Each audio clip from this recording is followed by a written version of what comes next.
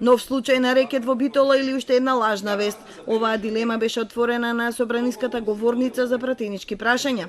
Антонио Милошовски посочи дека на бизнисмен кој добил тендер за рек Битола му биле побарани 250.000 евра.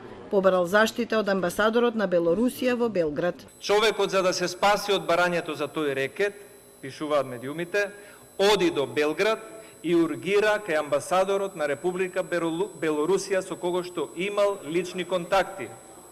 И тој ургира да го спаси, да не го даде бараниот рекет.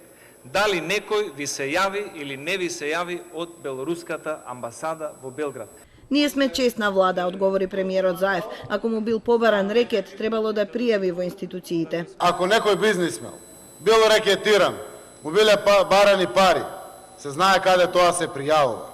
Кај мене не е дошол ниту белоруски амбасадор, ниту некој од белоруската амбасада да зборува на вакви теми. Кажувам колку дрско се злоупотребува говорница за да се лиферуваат теми, да се конектираат со веројатно со актуелни случаеви, заради тоа што има случај рекет. Значи ова е обврска на секој граѓанин, на пратеник е должност уште поголема и од граѓаните веднаш да го пријави. Милошовски го обвини Заев дека дал лажни биографски податоци за советникот Љупчо Зафировски, кого го плаќа 1200 евра месечно, а тој не лобирал кај председателот Макрон бидејќи не го ни познава, но затоа има бизнис со Заеви. Љупчо Зафировски нема трансакцијска сметка во Република Македонија, затоа што човекот има многу доверители на кои што им должи. Платата која што ја приме од македонскиот буџет, од македонските граѓани, му се исплаќа на сметка во Србија. Љупчо Зафировски не го познава Макрон, ниту еден негов дипломат во неговиот кабинет.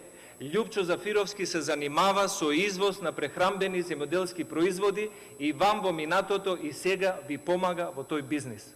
Вие ли зборувате за скапо платени советници? Одговори со контрапрашање Заев. Бесрамно лажете и безобразно лажете. Господинот, значи еве го кажувам, да кажете дека Љупчо Зафировски е советник заради тоа што соработувал со Заеви, е лага. Вие ќе држите предавања за советник за 1200 евра. Па на Владко Ѓорчев сопругата ангажиравте за 1800 евра. По 6000, по 8000 евра имате ангажирано советници. Дуелот продолжи со реплики. Колку пати се сретнал Заев со второ обвинетиот кичеец во случајот рекет. Еднаш како што изјави премиерот или повеќе пати како што открил Милошовски. Секогаш во придружба на бизнисмени заради можни инвестиции во земјата, прецизира првиот човек на владата.